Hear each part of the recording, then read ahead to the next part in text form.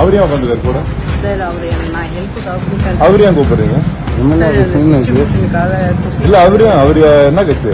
கட்சி மட்டும் தானே எடுக்கணும். அவர் கட்சியா சார்? அவரு கூப்பிடுங்க. கட்சி இல்ல சார். ஏமா அவரு வந்து சேவ் பண்றாரு சார். அவர் ஹெல்ப் பண்றதுக்கு அவரு யாருன்னு கேட்கறேன். அப்ப இவரு உட்காந்துருக்காரு, சிவகந்தோட ஏஜென்ட் உட்காந்துருக்காரு. இவர் உட்காந்துருக்காரு, வீடியோ எல்லாம் எடுத்துக்கிறோம் நாங்க. அவர் ஒன்னையும் டிஸ்ட்ரிபியூட் பண்ணல, நான் தான் டிஸ்ட்ரிபியூட் பண்ணிட்டு இருக்கேன்.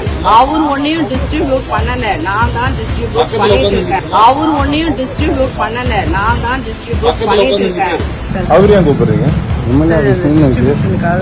இல்ல அவரு என்ன கட்சி? அவரு ஏன் கூப்பிடுறீங்க? இல்ல அவரு என்ன கட்சி?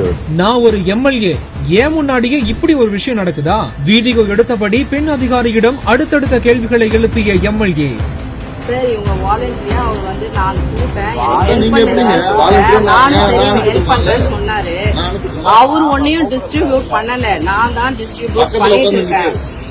புதுச்சேரியில் நடைபெற்று வரும் வாக்காளர் சிறப்பு சீர்திருத்த பணிகள் ஆளும் கட்சிக்கு ஆதரவாக நடைபெறுவதாக காங்கிரஸ் சட்டமன்ற உறுப்பினர் வைத்தியநாதன் குற்றம் சாட்டியிருந்தார். அந்த வகையில தான் லாஸ்பேட்டை தொகுதியில BLO அதிகாரியுடன் ஆளும் கட்சி ஆதரவாளர் ஒருத்தவர் பணியில் ஈடுபட்டதாக தகவல் கிடைத்திருந்திருக்கு. இதையடுத்து MLA வைத்தியநாதன் சம்பவ இடத்துக்கு சென்று விசாரணை நடத்தியிருக்காரு. அப்போதான் அங்க ஆளும் கட்சியின் சின்னம் பதித்த பையை வைத்திருந்த நபர் ஒருத்தவர் வாக்காளர் விவரங்களை சேகரித்ததை வைத்தியநாதன் செல்போன்ல வீடியோ எடுத்தபடி கேள்வி எழுப்பியிருக்காரு. அதோட இந்த விவரத்தை காங்கிரஸ் மாநில தலைவரும் MP வைத்தியலிங்கத்திடம் தெரிவிக்கவே இது குறித்து வைத்தியலிங்கம் அவர்கள் ஆளும் கட்சிக்கு ஆதரவாக நடைபெறும் வாக்காளர் சீர்திருத்த பணிகளை உடனடியாக நிறுத்த நடவடிக்கை எடுக்க வேண்டும் என்று தலைமை தேர்தல் அதிகாரி கிட்ட புகார் அளிக்க இருப்பதாகவும் கூறியிருக்காரு. தற்போது இந்த ஒரு சம்பவத்தால புதுச்சேரி பகுதியில் பரபரப்பு காணப்பட்டிருக்குது.